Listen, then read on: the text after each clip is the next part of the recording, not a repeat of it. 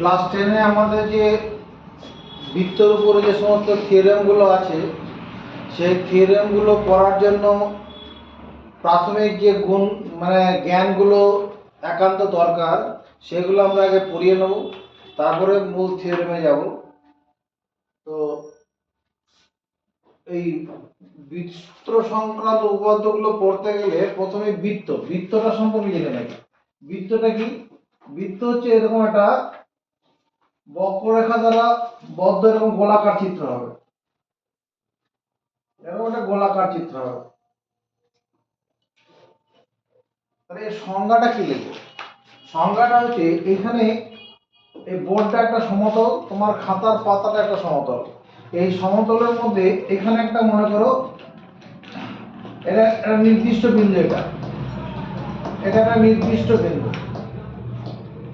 এই নির্দিষ্ট বিন্দু থেকে এখানে এই দূরত্বটা মনে করো আর আছে।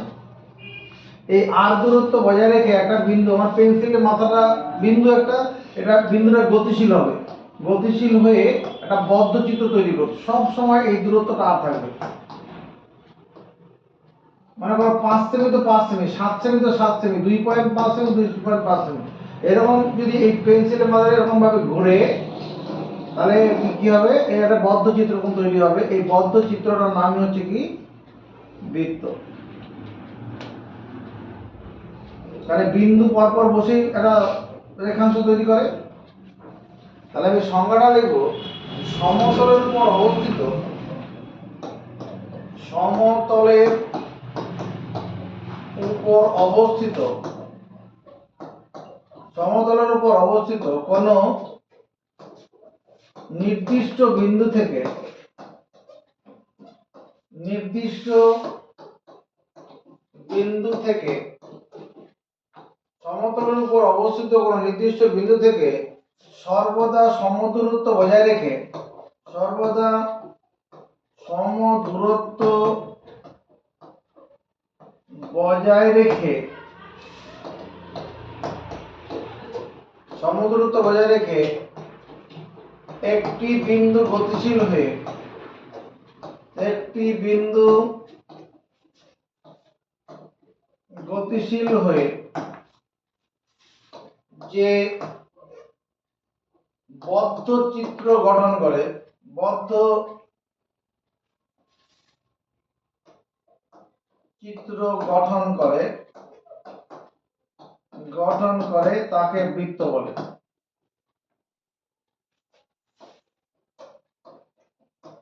মুখস্থ করব, সমতলের উপর অবস্থিত কোন নির্দিষ্ট বিন্দু থেকে সর্বদা সমদূরত্ব বজায় রেখে একটি বিন্দু গতিশীল হয়ে যে বদ্ধ চিত্র গঠন করে তাকে বৃত্ত বলে।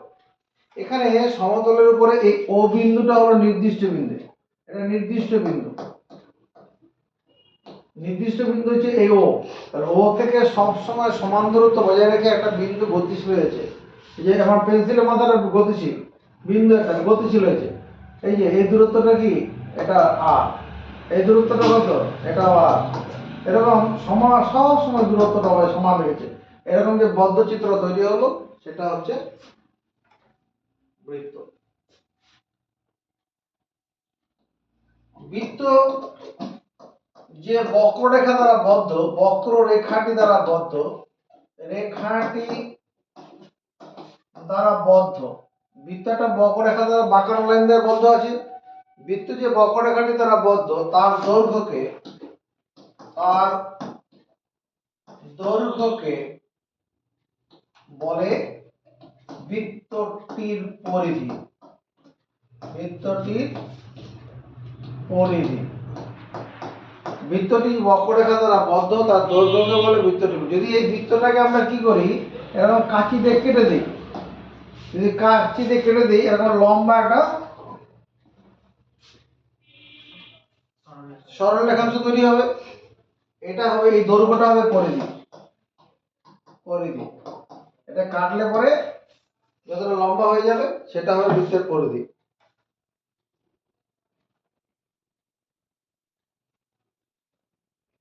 হয়েছে লেখা? এদিকে সরে বস, সরে বস। এবার হচ্ছে কি, বৃত্ত বলতে গেলে বৃত্তের কেন্দ্র, ব্যাসার্ধ এগুলো সব করবো। নতুন করে বৃত্ত বানাবো। বৃত্ত মানে একটা গোলাকার চিত্র হবে, এমন একটা চিত্র হবে যা ভেতরে একটা নির্দিষ্ট বিন্দু থেকে তার সীমানার উপর সব দূরত্বগুলো সমান থাকবে। এই বৃত্তের ভেতরে যে বিন্দুটা থেকে, বৃত্তের ভেতরে অবস্থিত যে বিন্দুটি থেকে বৃত্তটি, এটা সীমানা। সীমানা, এই সীমানা পর্যন্ত সব বিন্দুর দূরত্ব সমান। আমি বলবো বৃত্তের কোন বৃত্তের ভেতরে অবস্থিত, কোন বৃত্তের ভেতরে অবস্থিত, কোন বৃত্তের ভেতরে অবস্থিত যে বিন্দুটি থেকে, যে বিন্দুটি থেকে বৃত্তটির সীমানার উপর অবস্থিত, সীমানার উপর অবস্থিত, বৃত্তটির সীমানার উপর অবস্থিত সকল বিন্দুর দূরত্ব সমান। সকল বিন্দুর দূরত্ব সমান, তাকে বলে বৃত্তের কেন্দ্র। বৃত্তের ভেতরে অবস্থিত যে বিন্দুটি থেকে বৃত্তের সীমানার উপর অবস্থিত সকল বিন্দুর দূরত্ব সমান। তাহলে এই ও বিন্দুটা বৃত্তের কেন্দ্র। কেন? কারণ ও থেকে এটা তো সীমানা, সীমানা পর্যন্ত দূরত্ব, এটা যদি মনে করো 3 সেমি হয়, এই দূরত্বটা কত? এটাও দেখা যাবে 3 সেমি হচ্ছে। যদি এই দূরত্বটা মাপা যায়, এটাও দেখা যাবে 3 সেমি হবে। এটা যদি মাপি আমরা, এটাও 3 সেমি হবে। বৃত্তের ভিতরে অবস্থিত যে নির্দিষ্ট বিন্দুটি থেকে বৃত্তের সীমানার উপর অবস্থিত সব বিন্দুর দূরত্ব সমান, সেটা বৃত্তের কেন্দ্র, যার ইংরেজি শব্দ হচ্ছে centre, CENTRE, centre of a circle. এবার কোন বৃত্তের কেন্দ্র থেকে তার সীমানা পর্যন্ত অবস্থিত যে কোনো বিন্দুর দূরত্বকে, যে কোনো বিন্দুর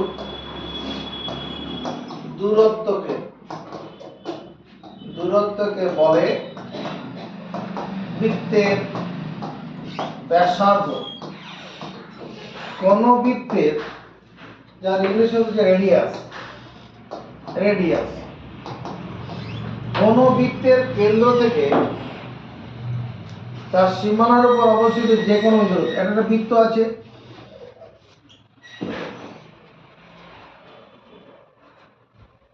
একটা বৃত্ত বানালাম,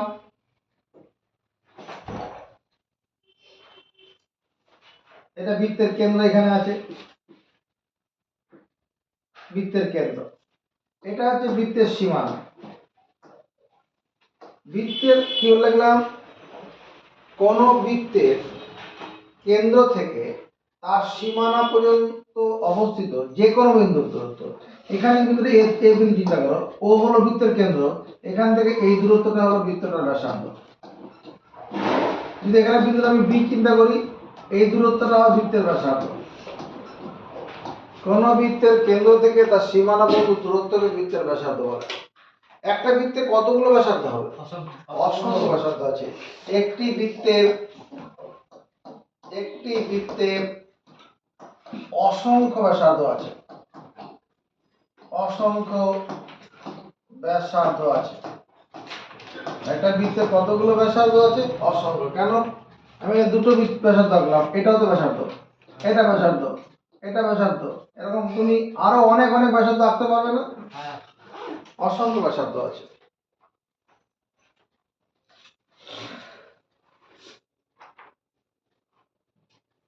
নতুন করে বৃত্ত বানা। এই আমার সঙ্গে সঙ্গে তাড়াতাড়ি, সব বোর্ডে রেকর্ড হয়ে আছে, বারবার দেখে নিবি। বৃত্ত বানালাম। বৃত্ত যখন বই নয়, এদিকে নজর, এটা বৃত্তের কেন্দ্র এখানে আছে, এটা বৃত্তের কেন্দ্র। এখানে একটা বিন্দু নিলাম আমি এ, যেটা বৃত্তের সীমানার উপরে আছে। বৃত্তের সীমানার উপরে একটা বিন্দু নিলাম এ, এখানে একটা বিন্দু নিলাম, এটাও বৃত্তের সীমানার উপর আছে, বৃত্তের উপর বি বিন্দু। তাহলে এই দুটো বিন্দু যোগ করলে যে রেখাংশটা হবে সেটাকে বলে বৃত্তের জ্যা, তার ইংলিশ হলো কট, CHOT, কট। এ থেকে এখানে সি বিন্দু নিলাম, এখানে এটাও বৃত্তের একটা কট, CHOT, কট। এটা কি হবে ডি, এটাও বৃত্তের জ্যা, জ্যা মানে কট।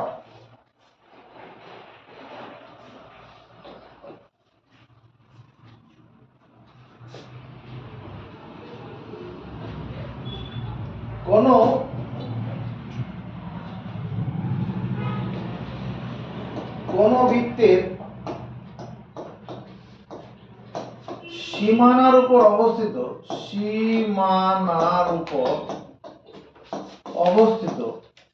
কোন বৃত্তের সীমানার উপর অবস্থিত যে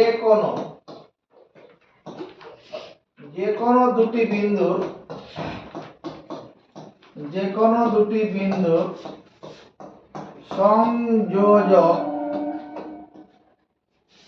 সরল রেখাংশকে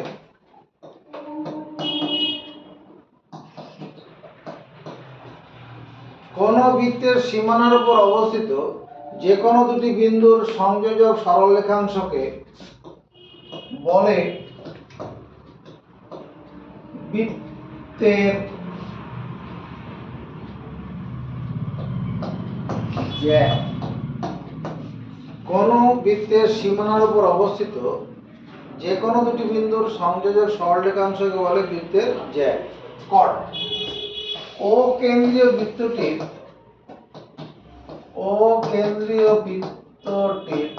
কি আছে, AB, AC, AD হলো জ্যা। জ্যা কি এই তিনটেই হবে? জ্যা কি তিনটে হবে? অসংখ্য জ্যা আছে, একটি বৃত্তের অসংখ্য জ্যা আছে, একটি বৃত্তের অসংখ্য জ্যা আছে।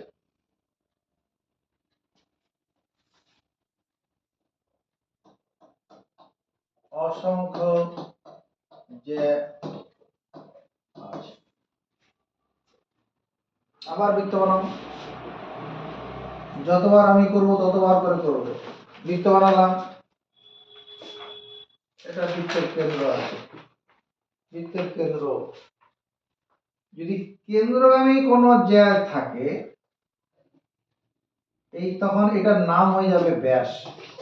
কেন্দ্রগামী জ্যাকে বলে বৃত্তের ব্যাস।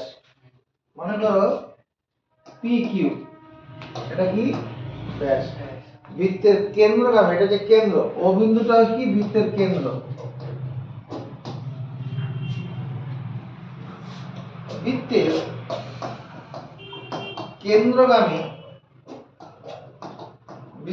কেন্দ্রগামী জ্যাকে বলে বৃত্তের ব্যাস। বৃত্তের কেন্দ্রগামী জ্যাকে বলে বৃত্তের ব্যাস। যে যেটা কেন্দ্র দিয়ে যাবে তার নাম কি? ব্যাস। ও কেন্দ্রীয় বৃত্তটির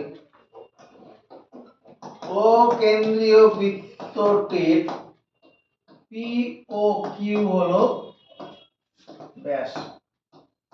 তাহলে আমি বলতে পারি না, একটু তাকিয়ে দেখো তো, POQ সরল রেখাংশ, এই POQ সরল রেখাংশ, এটা মানে ব্যাস।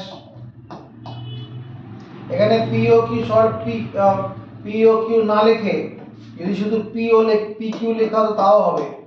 PQ সরাসরি দূরত্ব, PQ সরল রেখাংশ হলো, কি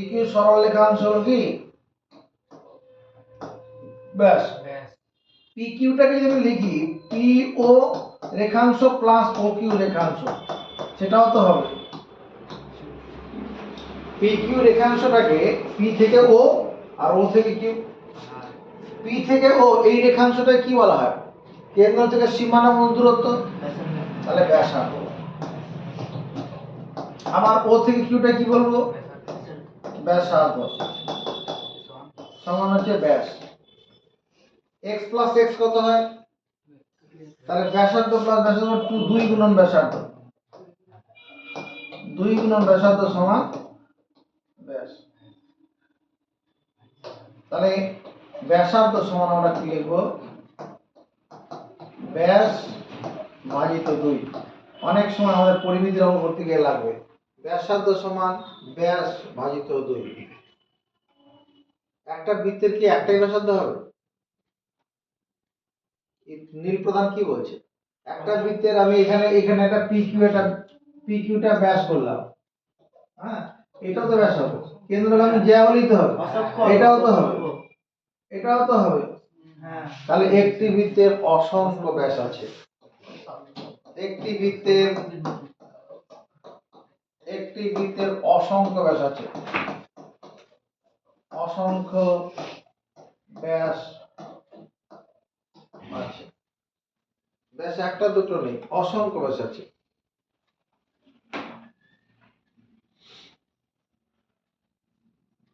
লেখা হয়েছে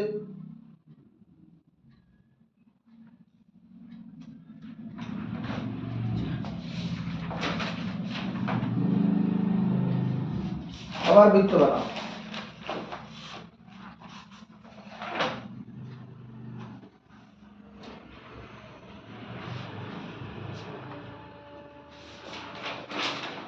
এটা হলো বৃত্তের কেন্দ্র। এটা কি জিনিস? এবিটাকে কি নাম দেবো? এবি হলো বৃত্তের একটা জ্যা, যার ইংরেজি হলো কট। বৃত্তের কোন জ্যা বৃত্তকে দেখো দুটি খণ্ডে ভাগ করেছে না? এইটা একটা খণ্ড হলো, আবার উপরের দিকে একটা খণ্ড আছে। বৃত্তের কোন ব্যাস, বৃত্তের কোন ব্যাস, সরি, বৃত্তের কোন জ্যা হবে, বৃত্তের কোন জ্যা বৃত্তকে বা বৃত্তটিকে দুটি খণ্ডে বিভক্ত করে, দুটি খণ্ডে বিভক্ত করে। তার প্রতিটি খণ্ডকে বলে, প্রতিটি খণ্ডকে বলে বৃত্তাংশ। বৃত্তের কোন জ্যা বৃত্তকে দুটি খণ্ডে ভাগ করে, প্রতিটি খণ্ডকে বলে বৃত্তাংশ। যদি আমি বৃত্তটা এরকম ভাবে চিন্তা করতাম, এটা বৃত্ত হলো, এইরকম জায়গাটা কি হবে? বৃত্তের কেন্দ্র, কেন্দ্রকে আমি একটা জ্যা পাঠিয়ে দিলাম, এটার নাম কি? ব্যাস, যার ইংরেজি শব্দ ডায়ামিটার, DIAMETER, ডায়ামিটার। এই যে বৃত্তের ব্যাস বৃত্তকে কি করেছে? দুটি সমান খণ্ডে ভাগ করেছে, সমান খণ্ড। এই উপরের খণ্ডটার যা মাপ আছে নিচের খণ্ডটাও তাই হবে, একই মাপ। এটার নাম হচ্ছে অর্ধবৃত্ত, অর্ধবৃত্ত। দেখো বৃত্তের ব্যাস, বৃত্তের কোন ব্যাস, বৃত্তের কোন ব্যাস বৃত্তকে দুটি সমান খণ্ডে ভাগ করে, সমান খণ্ডে বিভক্ত করে।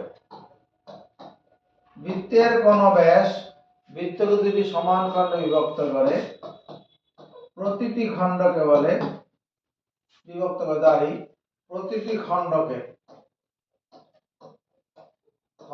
বলে কি? অর্ধবৃত্ত। ইংরেজি শব্দ সেমি সার্কেল।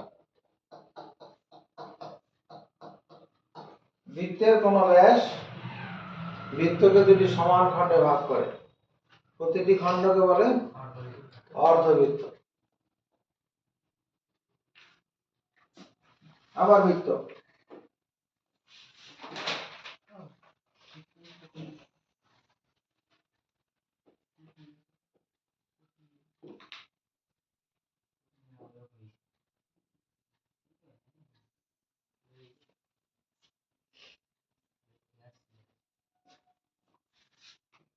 এটা ও কেন্দ্রীয় বৃত্ত একটা করলাম।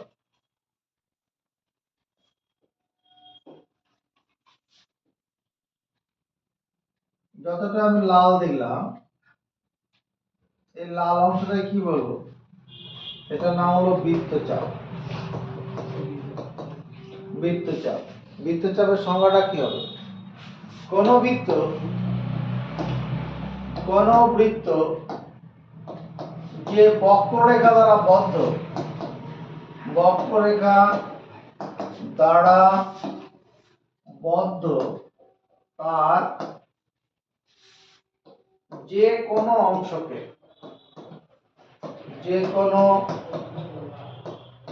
অংশকে বলে বৃত্তচাপ। বৃত্ত যে বক্ররেখা দ্বারা বদ্ধ, তার যে কোনো অংশকে বলে বৃত্তচাপ। তাহলে ও কেন্দ্রীয় বৃত্তের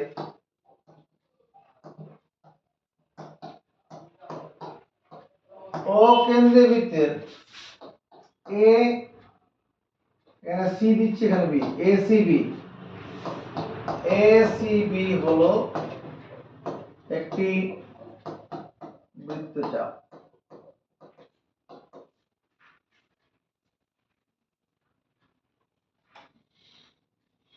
এই বৃত্তচাপটা আরো বড় হতে পারে না?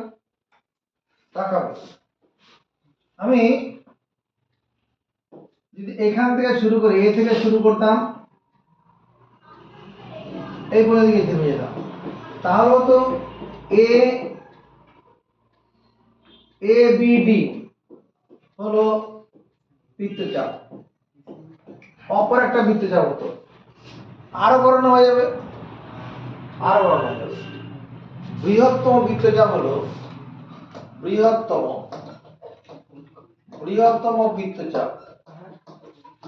বৃত্তচাপ হলো বৃত্তের পরিধি। বৃহত্তম সবচেয়ে বড় যে বৃত্তচাপটা হবে পুরোটা, সেটা হচ্ছে বৃত্তের পরিধি, যার ইংলিশ শব্দ সারকামফারেন্স, CIRCUMFERENCE, সারকামফারেন্স। বৃহত্তম বৃত্তচাপ বৃত্তের পরিধি।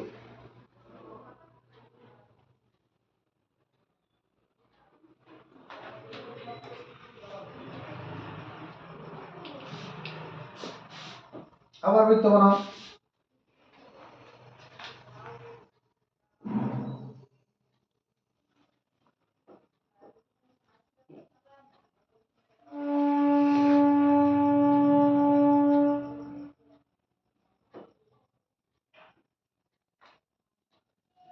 এখানে বৃত্তের কেন্দ্র আছে ও।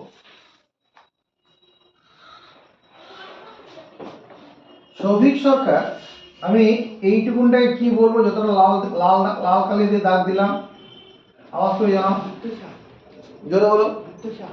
বৃত্তচাপ, এ সি বি হলো বৃত্তচাপ।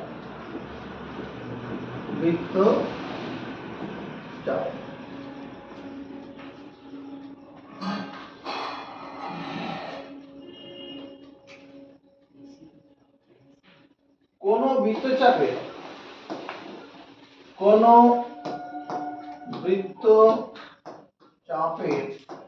অনুবন্ধী বৃত্তচাপ হলো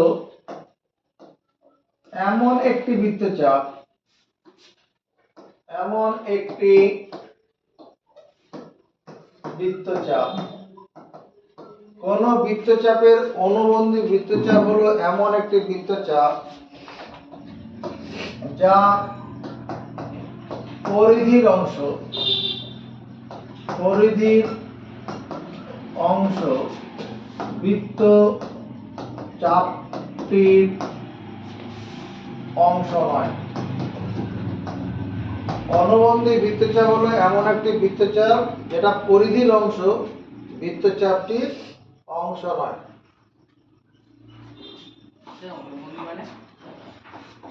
এর মধ্যে সব লেখা আছে। কোন বৃত্তচাপের অনুবন্ধী বৃত্তচাপ হলো এমন একটি বৃত্তচাপ যা পরিধির অংশ, বৃত্তচাপটির অংশ নয়। অকেন্দ্রীয় বৃত্তটির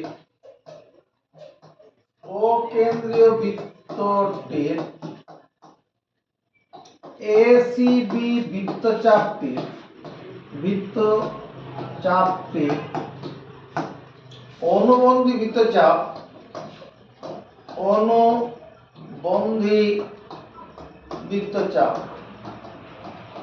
অনুবন্ধী বৃত্তচাপ সমান পরিধি মাইনাস এসিবি চাপটা।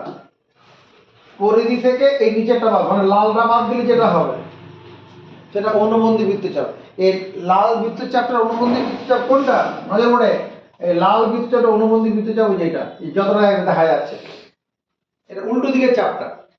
উল্টো দিকের চাপটা হচ্ছে অনুবন্ধী চাপ, পরিধি মাইনাস এসিবি চাপটা ছিল। বুঝা গেছে?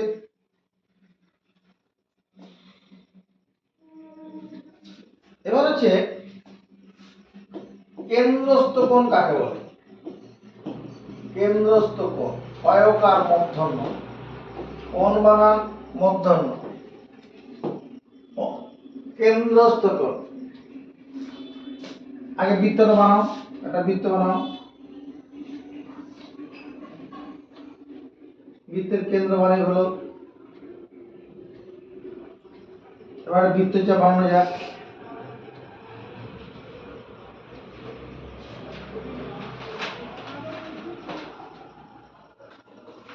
এতটা, এইটুকুনটা কি?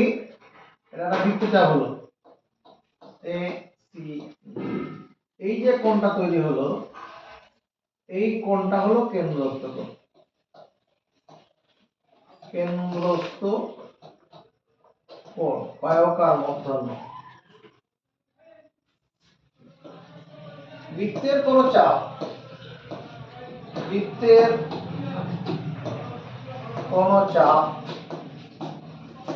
বৃত্তটির কেন্দ্রে যে কোণ উৎপন্ন করে, বৃত্তের কোন চাপ বৃত্তটির কেন্দ্রে যে কোণ উৎপন্ন করে তাকে বলে কেন্দ্রস্থ কোণ। অয়কার মূর্ধন্য।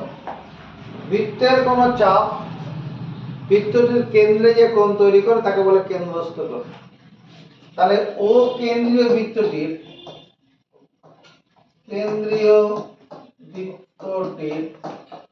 কোণ এ ও বি হলো কেন্দ্রস্থ কোণ। বৃত্তের কোন চাপ বৃত্তের কেন্দ্রে যে কোণ তৈরি করে তাকে বলে কেন্দ্রস্থ কোণ। বুঝেছি? বৃত্তস্থ কোণ বলে একটা কথা আছে। বৃত্তস্থ কোণ,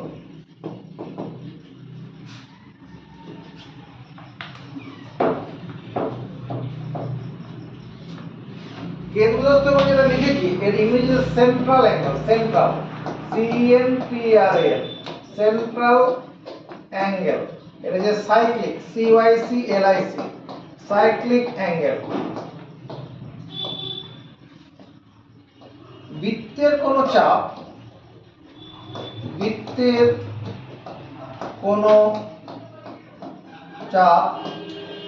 তার অনুবন্ধী বৃত্তচাপের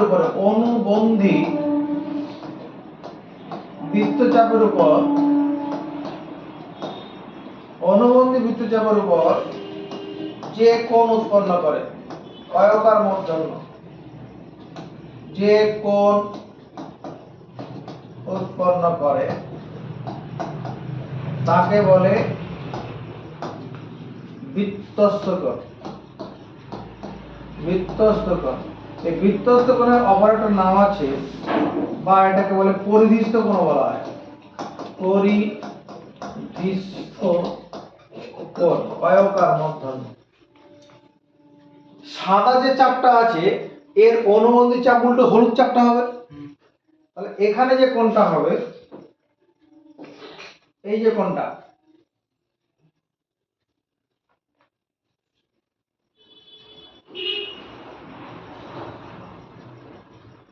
মনে করো এডিবি, এই কোণটা কি বলবো?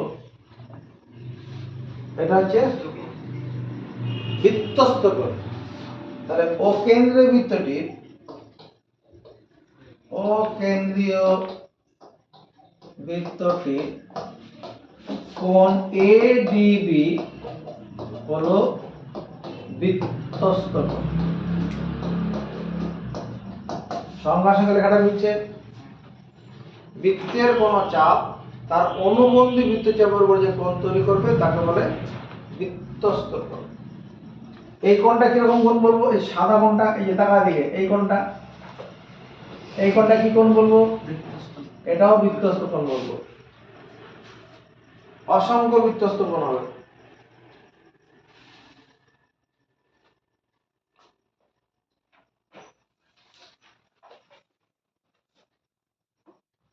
অর্ধ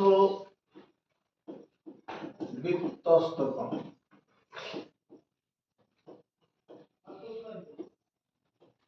অর্ধ বৃত্তস্থ কোণ এগুলি হচ্ছে সেমি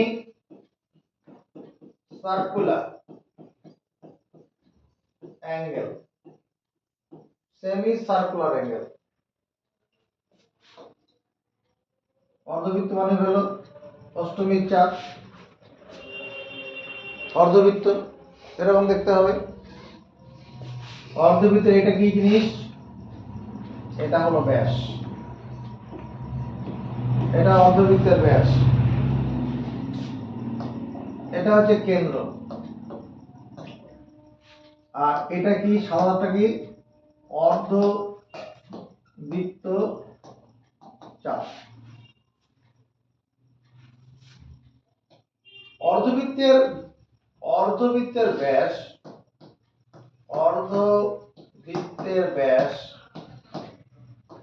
অর্ধবৃত্তচাপের উপর, অর্ধবৃত্ত চাপের উপর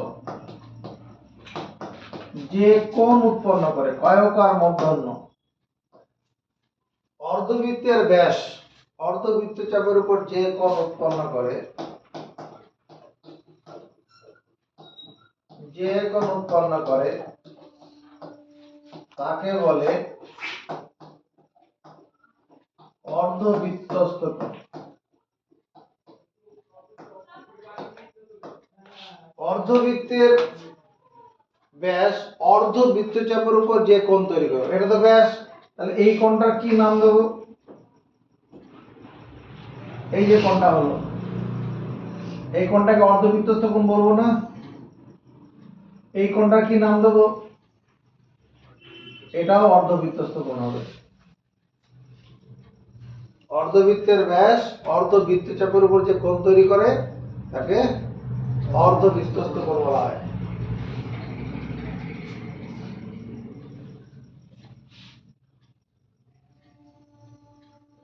এটা কি বানালাম? এটা বৃত্ত বানালাম। এই বৃত্তের ভিতরে এটা কি বানালাম? এটা চতুর্ভুজ বানালাম। বৃত্তের ভিতরে একটা চতুর্ভুজ। এই চতুর্ভুজের শীর্ষবিন্দুগুলো কোথায় আছে? মনে করো এ বি সি ডি একটা চতুর্ভুজ। এই চতুর্ভুজের শীর্ষবিন্দুগুলো কোথায় আছে? বৃত্তের পরিধির উপরে বা বৃত্তের সীমানার উপরে। যে চতুর্ভুজের শীর্ষবিন্দু চারটি,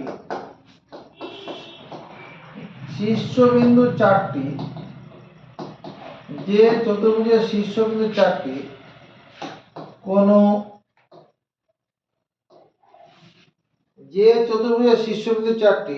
কোন বৃত্তের সীমানার উপর থাকে, কোন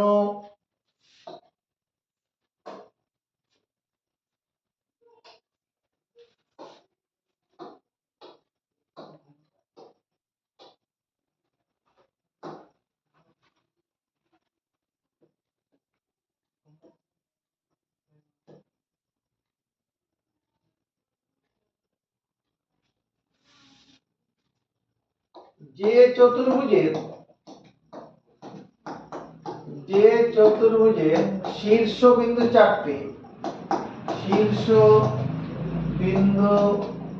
চারটি, কোথায় থাকে? কোন বৃত্তের সীমানার উপর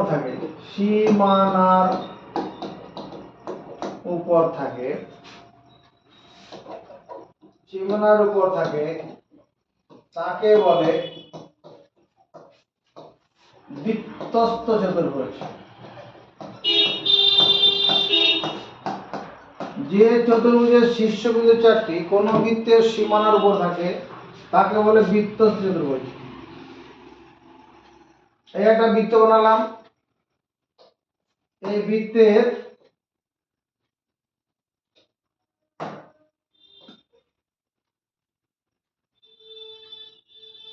এই একটা চতুর্ভুজ বানাচ্ছি। এই চতুর্ভুজের শীর্ষবিন্দু গুলো কোথায় আছে? বৃত্তটার সীমানার উপরে আছে, বৃত্তস্থ চতুর্ভুজ। এ বি সি ডি, ও কেন্দ্রীয় বৃত্তের এ বি সি ডি হলো বৃত্তস্থ চতুর্ভুজ। ও কেন্দ্রীয় বৃত্তটির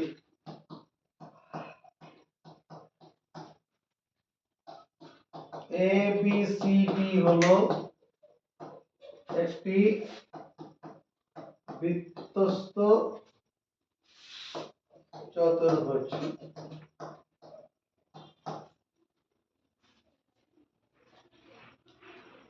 যে চতুর্ভুজের শীর্ষবিন্দুগুলো কোথায় আছে? কোন বৃত্তের সীমানার উপরে আছে। কঠিন লাগছে পড়াগুলো?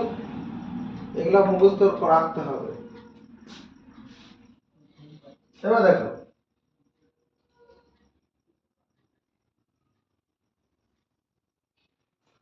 এটা একটা বৃত্ত বানালাম।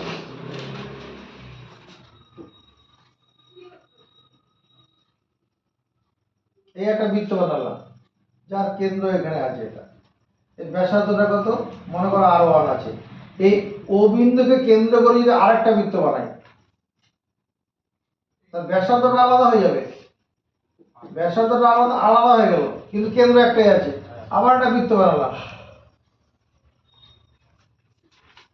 ব্যাসার্ধ আলাদা হয়ে গেল, কেন্দ্রে কি আছে? এরকম বৃত্তগুলোকে বলে এক কেন্দ্রীয় বৃত্ত। এরকম বৃত্তগুলো কি বলে? যদি একাধিক বৃত্তের কেন্দ্র, যদি একাধিক বৃত্তের কেন্দ্র, একটি সাধারণ বিন্দু হয়,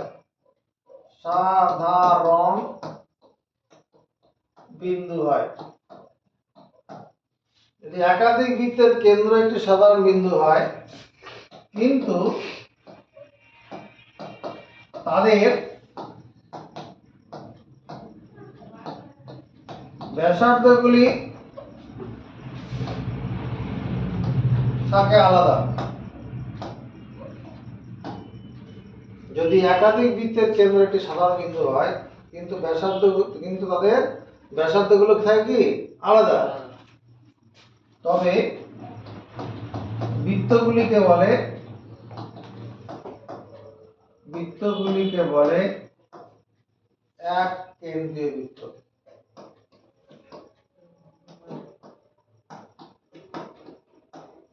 এক কেন্দ্রীয় বৃত্ত।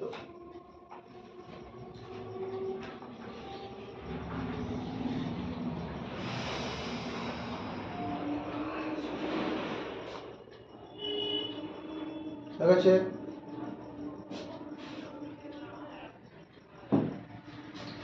আবার বৃত্ত বানাই।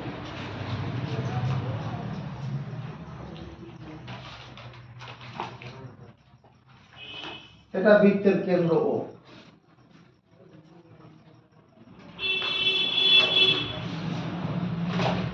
এটা একটা কি জিনিস? এটা হলো বৃত্তের ব্যাসার্ধ। এটা কি জিনিস? এটা বৃত্তের ব্যাসার্ধ। এখান থেকে এইটুকুনটা,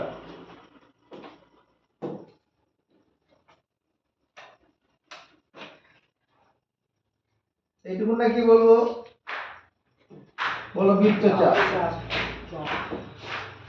তাহলে কোন বৃত্তের দুটি ব্যাসার্ধ আর বৃত্তচাপ দ্বারা যে সীমাবদ্ধ এই যে জায়গাটা হলো, এটার নাম হলো বৃত্তকলা। বৃত্তকলা হচ্ছে সংজ্ঞাটা কি লিখবো? কোন বৃত্তের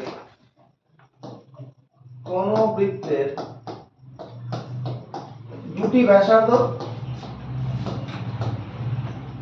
এবং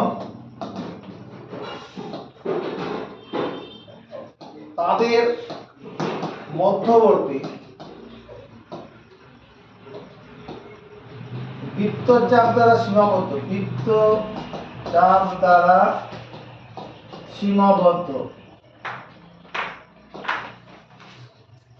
সীমাবদ্ধ অঞ্চলটিকে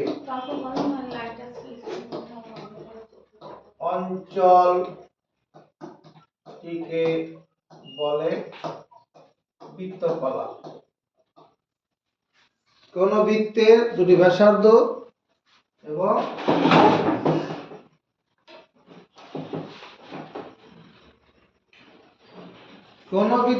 ব্যাসার্ধ এবং তাদের মধ্যবর্তী বৃত্তচাপ দ্বারা সীমাবদ্ধ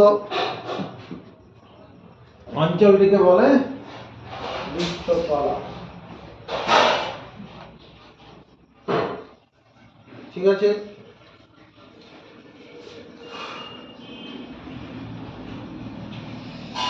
উপপাদ্য পড়তে গেলে আমাদের এখানে যেটা লাগবে, দুটি ত্রিভুজ সর্বসম হওয়ার শর্তগুলো একটু মনে করতে হবে, দরকার পড়বে। দুটি ত্রিভুজ সর্বসম হওয়ার শর্ত কি কি শর্তে বা কি শর্তে দুটি ত্রিভুজ সর্বসম হয়? দুটি ত্রিভুজ সর্বসম হয়। কি শর্তে দুটি ত্রিভুজ সর্বসম মানে সব দিক থেকে সমান। সর্বসম মানে সর্বসম কথার অর্থ কি হবে? সব দিক দিয়ে সমান। সর্বসম কথার অর্থ সব দিক দিয়ে সমান। তাহলে দুটি ত্রিভুজ সব দিক থেকে সমান কি শর্তে হবে? উত্তর যাচ্ছে, দুটি ত্রিভুজ সর্বসম হওয়ার শর্ত। দুটি ত্রিভুজ সর্বসম হওয়ার শর্ত।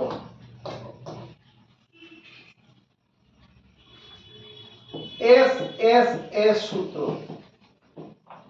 এটাকে এস সূত্র বলে, বা অনেকে বাহু সূত্র বলে। বাহু সূত্র। বাহু সূত্রটা কি? যদি দুটি ত্রিভুজের মধ্যে দেখা যায়, যদি দুটি ত্রিভুজের মধ্যে দেখা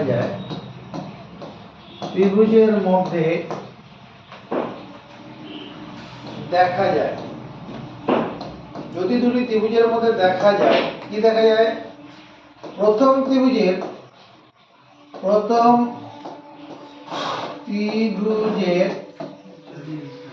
বাহু তিনটির দৈর্ঘ্যের সঙ্গে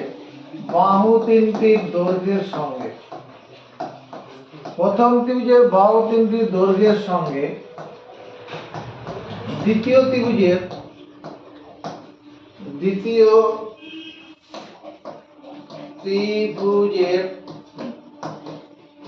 বাহু তিনটির দৈর্ঘ্য সমান রয়েছে। যদি দুটি ত্রিভুজের মধ্যে দেখা যায় প্রথম ত্রিভুজের বাহু তিনটির দৈর্ঘ্যের সঙ্গে দ্বিতীয় ত্রিভুজের বাহু তিনটির দৈর্ঘ্য সমান রয়েছে, তবে ত্রিভুজ দুটি হবে সর্বসম। ব্যাপারটা কিরকম? একটা ত্রিভুজ আঁকবে, যা করবে স্কেল পেন্সিলে করবে। এটার নাম দাও এবিসি। এই ত্রিভুজটা যেমন দেখতে তার যমজ ত্রিভুজ, যমজ একই রকম দেখতে, হুবহু এক।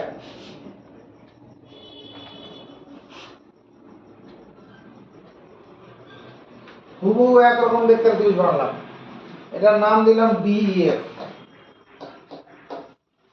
এবার দেখা এই এবিসি ত্রিভুজের এটা 1 নম্বর ত্রিভুজ, এটা 2 নম্বর ত্রিভুজ। এ কোণের বিপরীত বাহুর দৈর্ঘ্য ছোট হাতের এ, এখানে এই বি কোণের বিপরীত বাহুর দৈর্ঘ্য ছোট, বাহুর দৈর্ঘ্য 1। বি কোণের বিপরীত বাহুর দৈর্ঘ্য ছোট হাতের বি, এখানে ই কোণের বিপরীত বাহুর ছোট হাতের বি। সি কোণের বিপরীত বাহুর দৈর্ঘ্য ছোট হাতের সি, এখানে বাহুর দৈর্ঘ্য ছোট হাতের সি। যদি এইরকম হয়, এই ত্রিভুজের বাহুগুলোর দৈর্ঘ্য যা যা আছে ওই ত্রিভুজটার বাহুগুলোর দৈর্ঘ্য সেটাই আছে, তাহলে এই দুটো ত্রিভুজ কি হয়ে যাবে? সর্বসম। এটা সর্বসমর প্রতীক, সর্বসমর প্রতীক, এটা প্রতীক, সর্বসম প্রতীক চিহ্ন।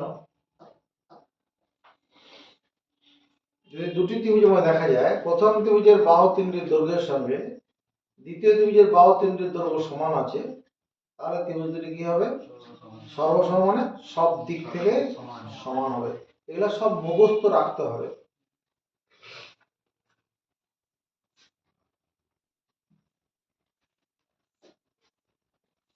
বলছি এস এ এস সূত্র। এস মানেটা দেখবেন কি? বাহু। এ মানেটা হচ্ছে কোণ, বাহু কোণ বাহু সূত্র, বাহু কোণ বাহু সূত্র। যদি দুটি ত্রিভুজের মধ্যে দেখা যায়, যদি দুটি ত্রিভুজের মধ্যে দেখা যায়, যদি দুটি ত্রিভুজের মধ্যে দেখা যায়, কি দেখা যায়? প্রথম ত্রিভুজের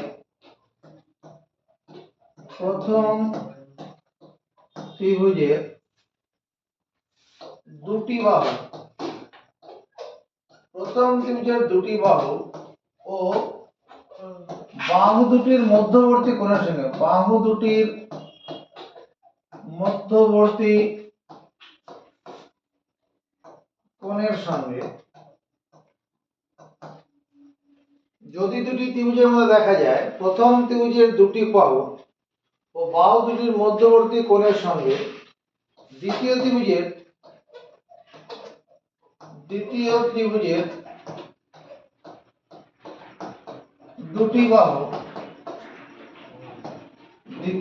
দুটি বাহু, ও বাহু দুটির মধ্যবর্তী কোণ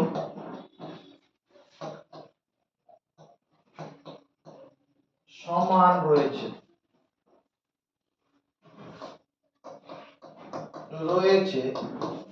তবে ত্রিভুজ দুটি হবে সর্বসম। ত্রিভুজ দুটি হবে সর্বসম।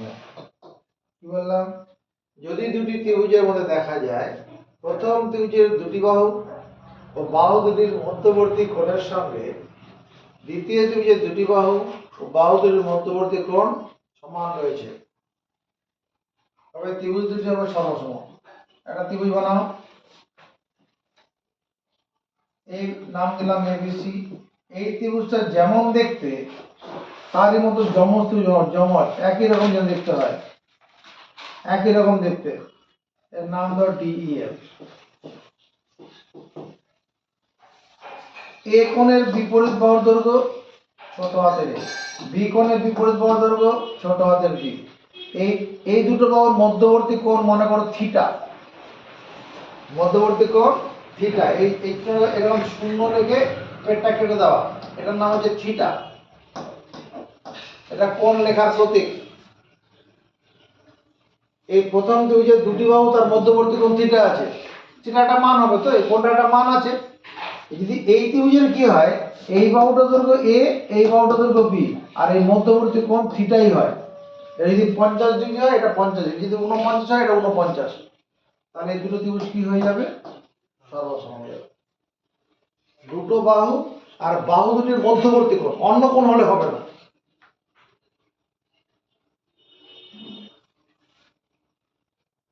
তেজ চলো, তেজ চলো।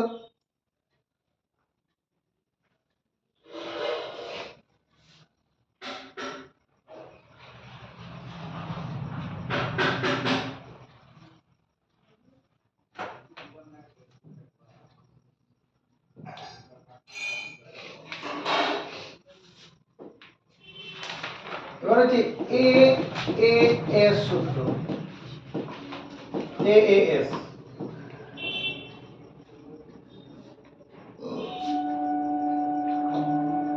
এ মানে কোণ, কোণ কোণ কোণ কয়বার মধ্যন্ন, কোণ কোণ বাহু সূত্র। কি হবে? যদি দুটি ত্রিভুজের মধ্যে দেখা যায়, যদি দুটি ত্রিভুজের মধ্যে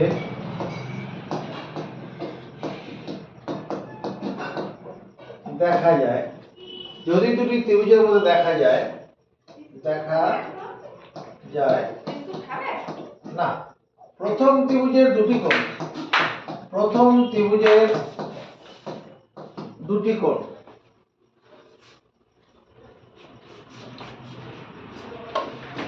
প্রথম ত্রিভুজের দুটি কোণ কয়কার মধ্যন্ন, প্রথম ত্রিভুজের দুটি কোণ এবং একটি বাহুর সঙ্গে, একটি বাহুর সঙ্গে, প্রথম ত্রিভুজের দুটি কোণ এবং দুটি কোণ ও একটি বাহুর সঙ্গে দ্বিতীয় ত্রিভুজের দুটি কোণ, দ্বিতীয় ত্রিভুজের দুটি কোণ ও অনুরূপ একটি বাহু সমান রয়েছে, অনুরূপ একটি বাহু, অনুরূপ একটি বাহু সমান আছে, তবে ত্রিভুজ দুটি হবে সর্বসম, ত্রিভুজ দুটি হবে সর্বসম। যদি দুটি ত্রিভুজের মধ্যে দেখা যায়, প্রথম ত্রিভুজের দুটি কোণ ও একটি বাহুর সঙ্গে দ্বিতীয় ত্রিভুজের দুটি কোণ ও অনুরূপ একটি বাহু সমান রয়েছে, অনুরূপ, যে কোনো বাহু হলে হবে না। তো ব্যাপারটা কিরকম? তুমি বানাও, ত্রিভুজ বানাও।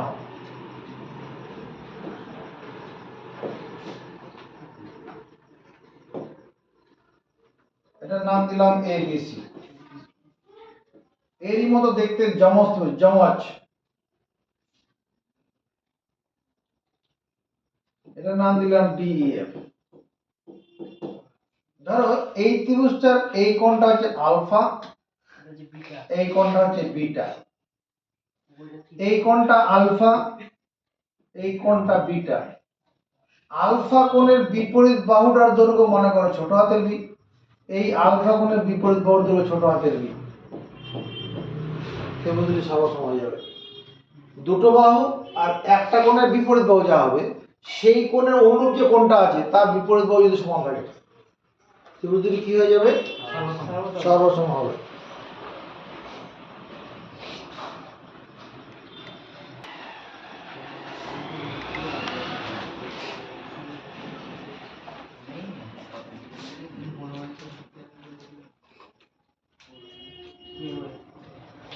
এবার হচ্ছে আর এইচ এস সূত্র। আর এইচ এস সূত্রটা হচ্ছে সমকোণ, সমকোণ, সমকোণ অতিভুজ আর বাহু সূত্র। সমকোণ, সমকোণ ত্রিভুজ কাকে বলে তোমরা জানো? কাকে বলে? যে ত্রিভুজের একটি কোণ সমকোণ তাকে বলে সমকোণ ত্রিভুজ, আর সমকোণ ত্রিভুজের সমকোণের বিপরীত বাহুকে বলে অতিভুজ। সমকোণী ত্রিভুজের সমকোণের বিপরীত বাহুকে অতিভুজ। এই যে ত্রিভুজটা এখানে করলাম, এটা হলো সমকোণী ত্রিভুজ। সমকোণী ত্রিভুজ কেন? এই কোণটা 90 ডিগ্রি আছে, খারাপ ভাবে আছে। আর সমকোণী ত্রিভুজের সমকোণের বিপরীত বাহু, সামনের দিকে যে বাহুটা আছে 90 ডিগ্রি কোণের সামনের দিকে বাহুটা আছে, তার নাম অতিভুজ। সমকোণী ত্রিভুজের সমকোণের বিপরীত বাহুকে অতিভুজ বলে। এবার আমরা এটা করব, আর এই যে সূত্র, যদি দুটি সমকোণী ত্রিভুজ দেখা যায়, যদি দুটি সমকোণী ত্রিভুজের মধ্যে দেখা যায়, যদি দুটি সমকোণী ত্রিভুজের মধ্যে দেখা যায়, কি দেখা যায়? ত্রিভুজ দুটির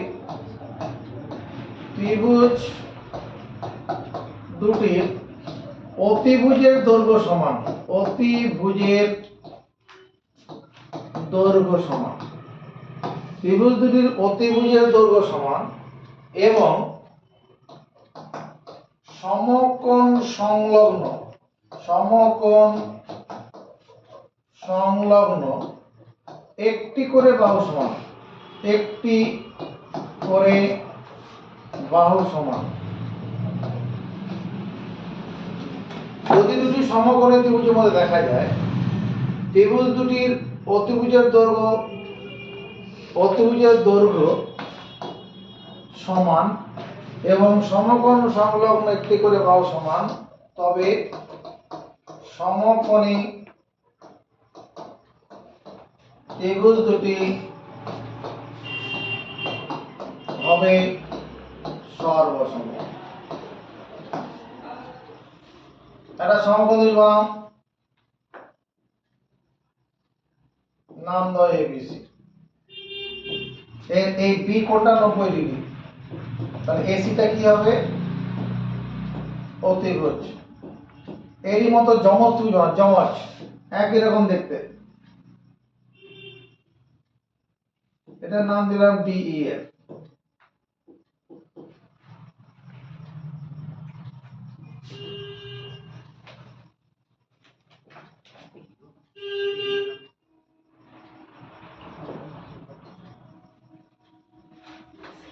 হলো, তাহলে এটা অতিভুজ,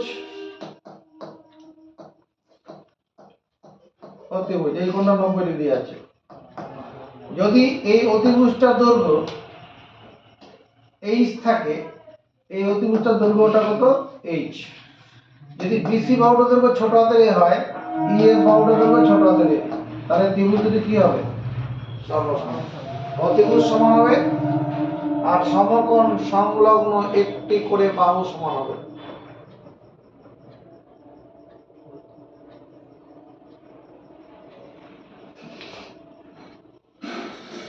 প্রথম উপপাদ্য, উপপাদ্য 32, উপপাদ্য 32। বিষয়টা কি? খাতা লেখো। প্রমাণ করো ব্যাস নয়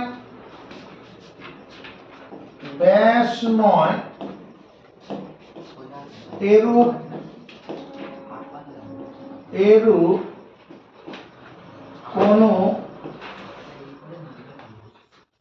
কোন জ্যায়ের উপর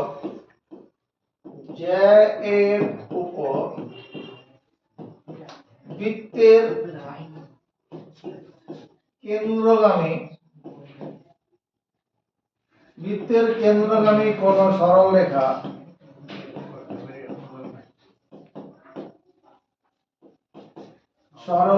লম্ব হলে লম্ব জ্যাটিকে সমদ্বিখণ্ডিত করে।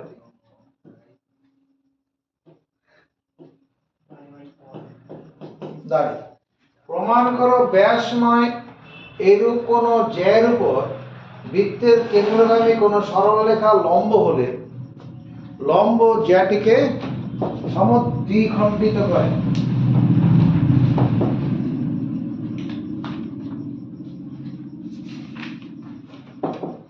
একটা প্রথমে বৃত্ত বানাও,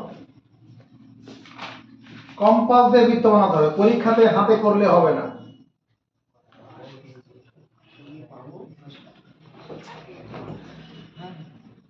কম্পাস না থাকলে জলের বোতলে ছিপি খুলে 1 টাকা 2 টাকার কয়েন দিয়ে বৃত্ত আঁকতে হবে। তাহলে এই একটা বৃত্ত আঁকলাম, এই বৃত্তের কেন্দ্র হল ও। ব্যাস নয় এইরূপ কোন জ্যা, এই লাইনটার কি নাম দেবো? এই এ বি, এই লাইনটার কি নাম দেবো? এটা জ্যা নয়, এটা হলো ব্যাস নয় এমন জ্যা। ব্যাস নয় এমন জ্যা, ব্যাস হলে তো কেন্দ্রগামী হতো। এটা হলো ব্যাস নয় এমন জ্যা।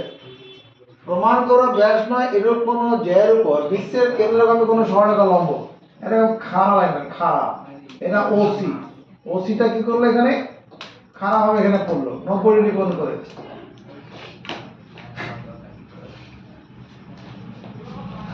কল্পনা,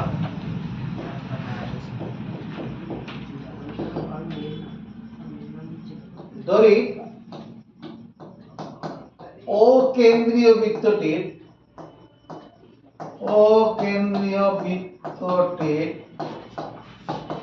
এবি হলো ব্যাস নয় এরূপ একটি জ্যা, এরূপ একটি জ্যা। ধরি ও কেন্দ্রীয় বৃত্তটির এবি হলো ব্যাস নয় এরূপ একটি জ্যা। কেন মানলাম? ব্যাস হলে তো কেন্দ্রগামী হতো, ব্যাস হলে কেন্দ্রগামী হতো, তাহলে ব্যাস নয় এরূপ একটি জ্যা। বুঝতে পেরেছি? কেন্দ্রগামী সরলরেখা ওসি, এখন লেখা যাবে না, লেখা বন্ধ করো। কেন্দ্রগামী সরলরেখা ওসি, ওসি লাইনটা কেন্দ্রগামী না? কেন্দ্র থেকে লাইনটা কেন্দ্রগামী সরলরেখা ওসি কমা এবি জ্যাটির উপর সি বিন্দুতে লম্ব, সি বিন্দুতে লম্ব। মুখস্থ করো, এখন লেখা যাবে না, স্টপ রাইটিং। ব্যাস নয় এমন একটি জ্যা, কেন্দ্রগামী সরলরেখা ও সি এবি জ্যাটির উপর সি বিন্দুতে লম্ব। কোশ্চেনে যে কথাটা বলা আছে এটা এখানে প্রতীক দিয়ে লেখা হলো। এটা প্রমাণ করো ব্যাস নয় এরূপ কোন জ্যার উপর বৃত্তের কেন্দ্রগামী কোন সরলরেখা লম্ব। সেই কথাটা এখানে তুলে ধরা হলো। লম্ব হলে লম্ব জ্যাটিকে সমদ্বিখণ্ডিত করে। প্রামাণ্য বিষয়, প্রামাণ্য বিষয়, প্রামাণ্য বিষয়টা হচ্ছে মধ্যনাটা। প্রামাণ্য বিষয় আমাকে প্রমাণ করতে হবে, আমাকে প্রমাণ করতে হবে যে এসি রেখাংশ সমান সিবি রেখাংশ। এসি সমান সি প্রমাণ করা মানে কি? এ থেকে সি সমান সি থেকে মানে সমদ্বিখণ্ডিত হলো না? এবি যেটা সমদ্বিখণ্ডিত হলে এটা হবে। এটা মানে কি? এসিটা সমদ্বিখণ্ডিত হয়। বেশ, কোন উপপাদ্য প্রমাণ করার জন্য যদি কিছু আঁকতে হয় ওটা অঙ্কন হিসাবে লিখতে হবে। কোন উপপাদ্য প্রমাণ করার জন্য যদি কিছু আঁকতে হয় ওটাকে অঙ্কন হিসাবে লিখতে হয়। অঙ্কনে কি ও কমা এ এবং ও কমা বি যুক্ত করি। ও বিন্দুর সঙ্গে এ বিন্দু যোগ করব, ও বিন্দুর সঙ্গে বি বিন্দু যোগ করব, এটাকে যোগ করলাম, হয়ে গেছে প্রমাণ।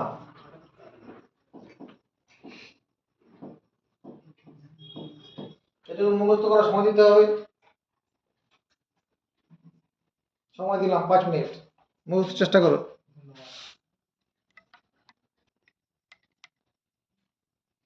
এবার প্রমাণ দেখো।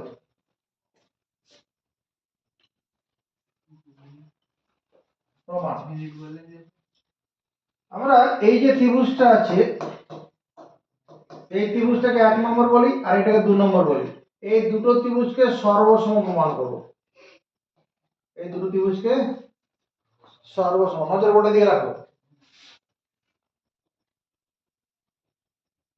এখানে ত্রিভুজ ত্রিভুজ ত্রিভুজ ও এ সি এবং ত্রিভুজ ও সি বি প্রত্যেকে কিরকম ত্রিভুজ? সমকোণী।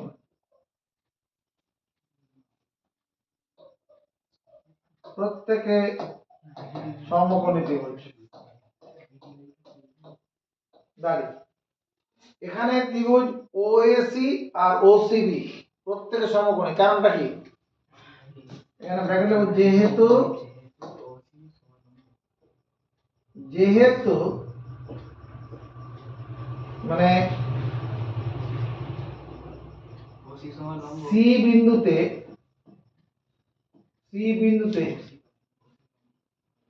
ওসি লম্ব জ্যা এবি। সি বিন্দুতে ওসিটা এবি জ্যার উপর লম্ব, লম্ব হলো 90 ডিগ্রি কোণ, তাহলে দুটো ত্রিভুজ সমকোণী আছে। মানলাম? সমকোণী ত্রিভুজ ও এসি এবং সমকোণী ত্রিভুজ ও সিবি এর এই দুটো সমকোণী ত্রিভুজের নাম্বার 1, এক নম্বর ত্রিভুজের ওএ বাহু সমান, এখানে ওএ বাহু না বলে এক নম্বর ত্রিভুজের